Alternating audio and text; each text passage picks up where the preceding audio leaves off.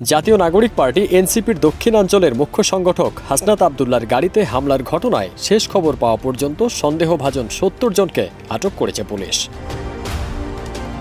৪ মে দিবাগত রাতে তাদের আটক করে গাজীপুর মেট্রোপলিটন পুলিশ। ৫ মে সকালে পুলিশের অতিরিক্ত পুলিশ কমিশনার জাহিদ হাসান বিষয়টি নিশ্চিত করেছেন। তাদের প্রায় সবাই আওয়ামী লীগ ও সংশ্লিষ্ট বিভিন্ন সংগঠনের নেতাকর্মী বলে পুলিশের দাবি। এছাড়া রাতে আটকের সংখ্যা আরও বাড়তে পারে বলেও জানা গেছে। এর আগে ৪ মে রাতে ৯:৩০টার দিকে হাসনাত আব্দুল্লাহর গাড়িতে হামলার ঘটনায় ৪ জনকে আটকের কথা জানায় GMP commissioner DIG doctor Mohammad Nazmul Karim Khan. Gazipur মহানগরের ১৩ নম্বর ওয়ার্ড যুবলীগ নেতা মোহাম্মদ নিজাম উদ্দিন এবং কাশিমপুর থানার শেখ রাসেল শিশু কিশোর পরিষদের সভাপতি মাসুম আহমেদ দীপুকে আটক করে পুলিশ। আটক আরও ২ জনের পরিচয় নিশ্চিত হওয়া যায়নি বলে জানিয়েছে পুলিশ। ৪ মে সন্ধ্যায় এক ফেসবুক পোস্টে হাসনাতের ওপর হামলার কথা জানিয়ে এনসিপির আরেক মুখ্য সংগঠক সার্জিস আলম হাসনাতের লোকেশন উল্লেখ করে ফেসবুকে একটি পোস্ট দেন।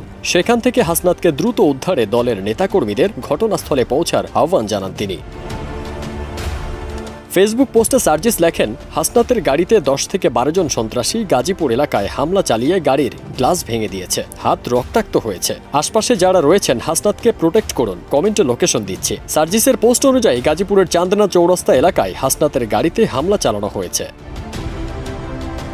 অন্যদিকে হামলার ঘটনার প্রতিবাদে রাত ১০টার দিকে রাজধানীর বাংলা মোটরে এনসিপির কার্যালয়ের সামনে থেকে শত শত নেতাকর্মী বিক্ষোভ মিছিল বের করেন। সেই সঙ্গে ২৪ ঘন্টার মধ্যে হামলায় জড়িতদের আইনের আওতায় এনে শাস্তির দাবি জানান এনসিপির নেতাকর্মীরা। এ ঘোষণার পরপরই ২৪ ঘন্টা না যেতেই হাসনাতের উপর হামলার ঘটনায় ৭০ জনকে আটক করে পুলিশ। ফারদিন সানি, দেশ রূপান্তর।